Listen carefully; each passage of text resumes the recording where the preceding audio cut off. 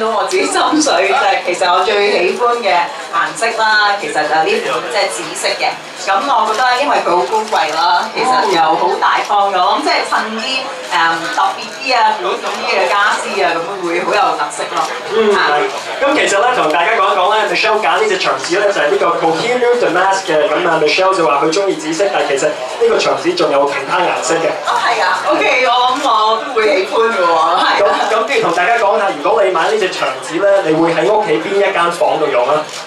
我諗其實喺廳都唔錯，即係或者係一啲自己書房啊方面啊，即係我覺得其中一個突出到佢嘅